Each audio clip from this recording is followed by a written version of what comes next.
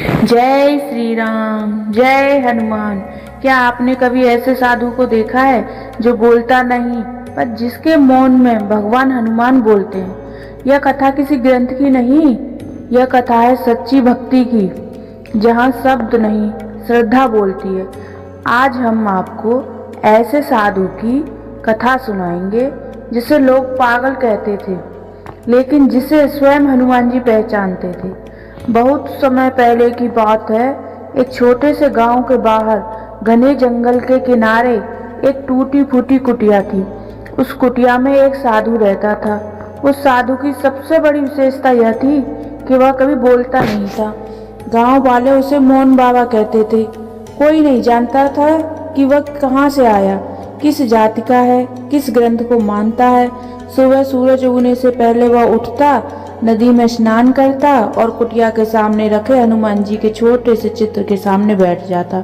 उसके होठ हिलते नहीं थे, पर आंखों से आंसू बहते रहते थे, मानो वह शब्दों से नहीं आत्मा से हनुमान जी से बात करता हो। दिन भर वह जंगल से सूखी लकड़ियां लाता, बीमार जानवरों की सेवा करता और शाम होते होते ध्यान में लीन हो जाता। गांव के बच्चे उसे देखकर हंसते थे, कुछ लोग डरते थे, कुछ कहते पागल है, कुछ बोलता ही नहीं है, पर साधु के चेहरे पर हमेशा शांति रहती थी। समय बीतता गया, गांव वालों की श्रद्धा नहीं उपहास बढ़ता गया। कुछ युवक साधु की परीक्षा लेने लगे। कोई कहता, अगर तू सच्चा साधु है तो बोल क्यों नहीं सकता। कोई पत्थर फेंक के देता, कोई भोजन देने से मना कर देता। एक दिन तो हद हो गई। कुछ लोग उसकी कुटिया के सामने आकर बोले, अगर तेरा भगवान सच्चा है तो आज बुलाकर दिखा। साधु ने आंखें खोली, हनुमान जी के चित्र की ओर देखा और फिर मौन ही रहा। उस रात साधु ध्यान में बैठा और मन ही मन बोला, हे बजरंगबली, अगर यह मौन भी मेरी परीक्षा है तो मैं इसे भी स्वीकार करता हूँ। उसी क्षण तेज हवा चली, पेड़ों की डालियां हिलने लगी, पर किसी ने कुछ नहीं देखा। कुछ महीनों बाद गांव पर भारी संकट आ गया। अचानक फसलें सूखने लगी, बीमारियां फैलने लगी, बच्चों की हालत बिगड़ने लगी। कोई पूजा काम नहीं आई, कोई उपाय सफल नहीं हुआ। डरे हुए गांव वाले एक जगह इकट्ठा हुए। तभी एक बहुत बूढ़ा व्यक्ति बोला, जिस साधु को हम पागल कहते थे, क्या हमने कभी उससे सच में पूछा? सब चुप हो गए। पहली बार गांव वाले मौन साधु की कुटिया तक श्रद्धा के साथ पहुंचे। गांव का मुखिया बोला, बाबा, हमसे गलती हो गई, अगर आप कुछ जानते हैं तो कृपा कीजिए। साधु ने धीरे से आंखें खोली, हनुमान का नाम गूंजा। यह पहली बार था जब साधु ने होठ खोले। उसके मुख से सिर्फ एक वाक्य निकला, मैं कुछ नहीं हूँ, सब कुछ हनुमान है। फिर वह उठा, जंगल की ओर चला गया। उस रात साधु ने गहरी साधना की। आकाश में बादल गरजे, बिजली चमकी और पूरे जंगल में गूंज उठा, जय श्री राम, जय बजरंगबली, जय हनुमान। सुबह होते ही गांव की हवा बदल गई, बीमारियां रुक गई, फसलें हरी होने लगी, डर समाप्त हो गया। लोग समझ गए यह कोई साधारण साधु नहीं था। गांव वाले साधु के चरणों में गिर पड़े। कोई बोला, आप तो स्वयं हनुमान के दूत हैं। साधु ने हल्की मुस्कान के साथ कहा, अगर हनुमान जी का साथ हो तो कोई भी तुच्छ नहीं रहता। फिर उसने हनुमान जी के चित्र को प्रणाम किया और जंगल में चला गया। उस दिन के बाद वह साधु फिर कभी नहीं दिखा। पर जहाँ कुटिया थी वहाँ आज भी लोग कहते हैं, यह बैठकर मौन में हनुमान को पुकारो तो वह अवश्य सुनेंगे। अब मैं आपको एक नई कथा और सुनाती हूँ, गरीब ब्राह्मण और हनुमान जी की कृपा। एक छोटे से गांव में एक अत्यंत गरीब ब्राह्मण रहता था। घर के नाम पर मिट्टी की झोंपड़ी और पूजा के नाम पर दीवार पर टंगी हनुमान जी की पुरानी तस्वीर। उसके पास धन नहीं था, अन्न नहीं था, पर श्रद्धा की कमी नहीं थी।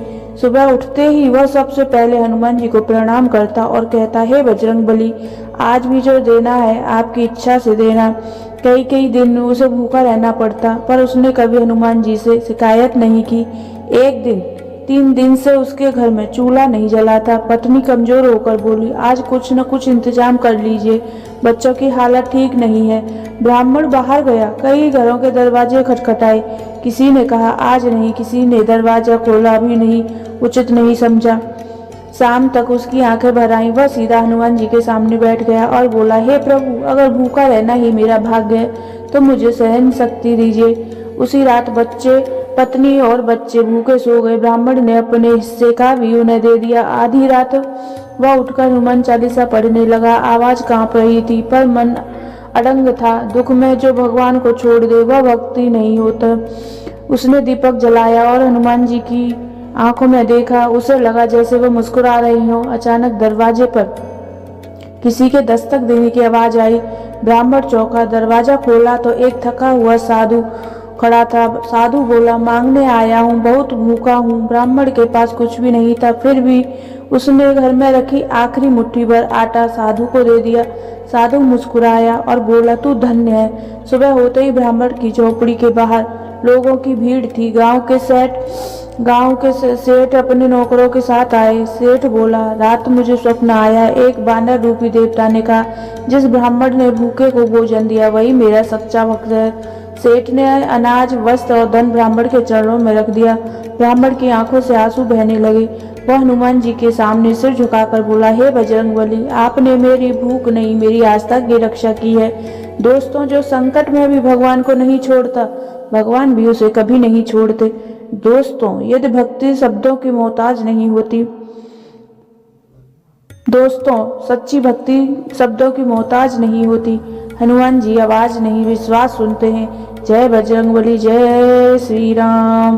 अगर आपको ये कथा पसंद आई हो तो हमारे चैनल सर्वधर्म भक्ति को लाइक करें, सब्सक्राइब करें, शेयर करें और हाँ, कमेंट में लिखें जय श्री राम, जय हनुमान।